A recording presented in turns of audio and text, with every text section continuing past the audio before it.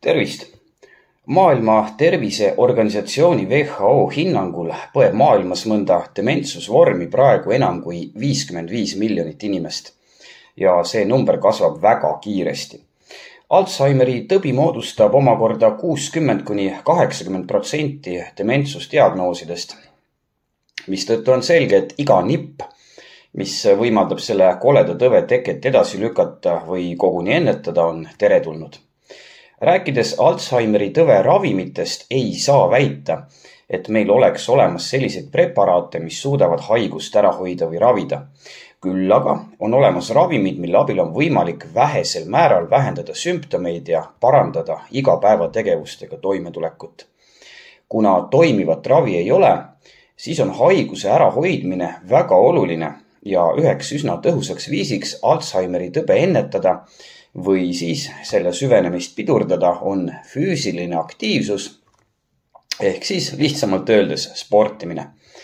Äsja on avaldatud mahukas metaanalüüs, milles analüüsiti 29 varasema vaatlusuuringu tulemusi ja leiti ühtekokku enam kui 2 miljoni inimese terviseandmeid ja füüsilist aktiivsust kõrvutades väheüllatuslikult, et sportimine vähendab antud haiguse tekke riski oluliselt.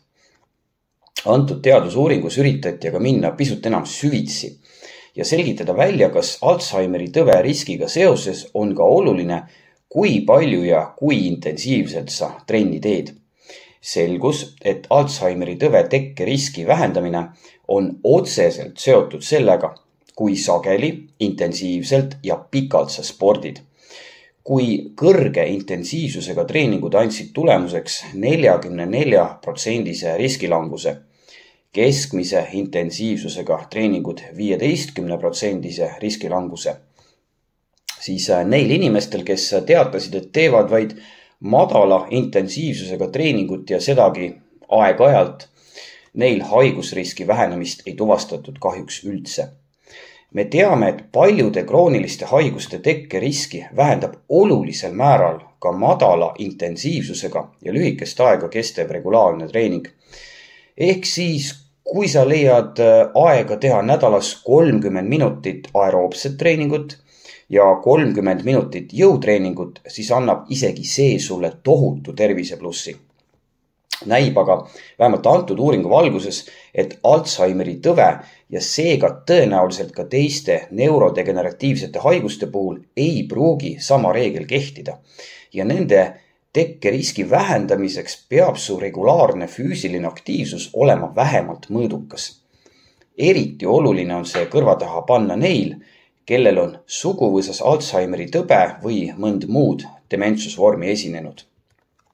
Aga millist füüsilise aktiivsuse vormi peaks siis Alzheimeri tõve ennetamiseks eelistama? Kuna arusaam, et jõutreening on laialdase terviseplussi saamiseks vähemalt sama oluline kui jooksmine või kõndimine, on hakanud lõplikult kanda kinnitama alles viimase 15–20 aasta jooksul, on enam uuritud aeroobse treeningu mõju Alzheimeri tõvele ja on leitud üheselt, et regulaarne aeroobne treening aeglustab Alzheimeri tõve avaldumist ja selle süvenemist.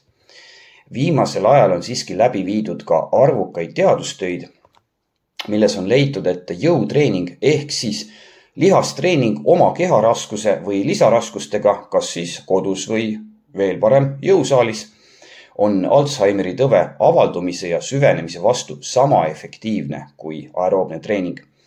Näiteks ühest aastast 2020 pärinevast teadustööst leiame, et vaid pool aastat kestnud jõutreening kaitseb Alzheimeri tõvele eriti vastuvõtlikke ajupiirkondi veel ka aasta pärast seda, kui treeningud on läbi saanud.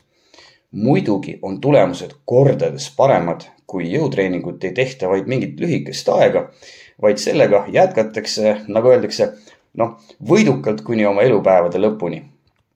Kui vaadata laiemat pilti, siis ma tegelikult ei tahaks üldse ses küsimuses ja muidugi ka tegelikult üldse üldiselt aeroobset treeningut ja jõutreeningut vastandada, sest mõlemad on sinu terviseriskide vähendamiseks olulised.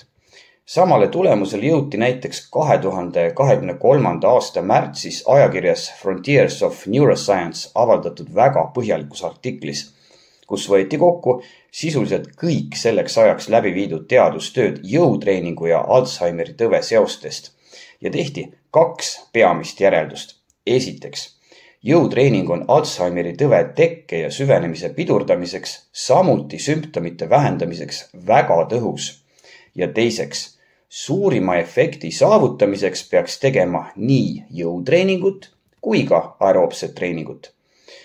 Nagu me nägime täna tutvustatud uuringust, peaksid aeroobne treening ja jõutreening olema regulaarsed ja vähemalt mõõduka intensiivsusega. Aga muide, siia lõppu sulle ka üks väikene õpetus, millest rääkis mulle kunagi üks minu jõusaali klient, kellele olevat selle omakorda rääkinud üks tuttav ja tuntud neuroloog. Kui sa lähed kaubanduskeskusesse ja sa ei suuda meenutada, kuhu sa parkisid oma auto, siis on täiesti normaalne. Sa ei pea muretsema, et see viitab mingisugusele ajutegevusele häirele. Kui sa aga tuled kaubanduskeskusest välja ja sa ei suuda meenutada, kas sa tulid sinna kaubanduskeskusesse autoga, jalgsi, bussiga või lennukiga, no siis võib see millelegi viidata. Siis ma soovitan, et räägi see lugu arstile ära ja las ta vaatab sind igaks juhuks üle. Jõusaalis näeme!